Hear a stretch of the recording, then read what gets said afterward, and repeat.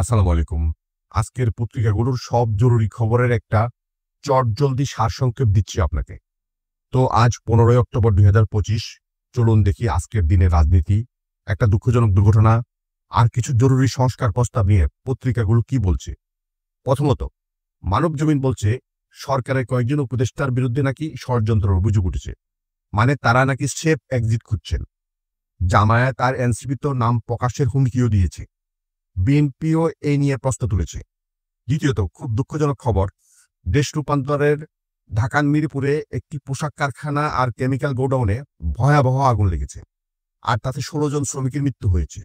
এতটাই পুড়ে গেছেন তারা যে ডিএনএ টেস্ট লাগবে পরিচয় জানার জন্য। প্রধান উপদেষ্টা আর বিএনপি দুপক্ষই শোক জানিয়ে তদন্তের নির্দেশ দিয়েছে। তৃতীয়ত, প্রথম আলো জানাচ্ছে বিএনপি আগামী নির্বাচনের জন্য আসন ভাগাভাগি নিয়ে হিসাব করছে মিত্রদের সাথে।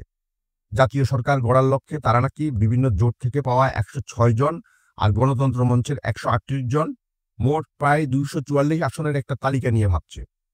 খুব তাড়াতাড়ি নাকি বৈঠকও হবে। চতুর্থত, আজকের পত্রিকার খবরটা দেখুন। আগুনে আগের দুর্ঘটনার সাথেই সম্পর্কিত রাসায়নিক কারখানায় আগুন নেভাতে গিয়ে ফায়ার সার্ভিসের কর্মীরা বেশ অসহায় বোধ করছেন। মানে প্রয়োজনীয় তথ্য, ট্রেনিং, সরঞ্জামের অভাব। গত 5 বছরেই 16 জন কর্মী মারা গেছেন। বুঝতে পারছেন সংস্কার জরুরি। পঞ্চমত, ডেইলি স্টার জানাচ্ছে ওই যে জুলাই সনদের কথা হচ্ছিল, সেটার ফাইনাল ড্রাফট নাকি দলগুলোর কাছে পাঠানো হয়েছে। 17 অক্টোবর সই হওয়ার কথা। সংবিধানের সুরক্ষা রেখে বিচার বিভাগ নির্বাচন সহ মোট 6টা বড় সংস্কার প্রস্তাব আছে এতে। ষষ্ঠত, যুগান্তরের খবর, চট্টগ্রাম বিশ্ববিদ্যালয় কিন্তু আজ বিরাট ঘটনা। মানে দীর্ঘ 36 বছর পর চাকসু নির্বাচন হচ্ছে। প্রায় 7,500 ছাত্রছাত্রী ভোট দিবেন, আর প্রার্থী আছেন 908 জন। ক্যাম্পাসে একবারে উৎসবের মেজাজ।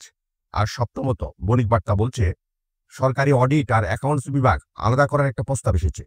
জনপ্রশাসন সংস্কারের অংশ হিসাবে বিশ্লেষকরা একটু চিন্তিত, কারণ এতে সরকারি খরচের ক্ষমতা পুরোপুরি নির্বাহী বিভাগের হাতে চলে যেতে পারে। আর হ্যাঁ, এই বিষয়টা জুলাই সনদের ড্রাফটও আছে।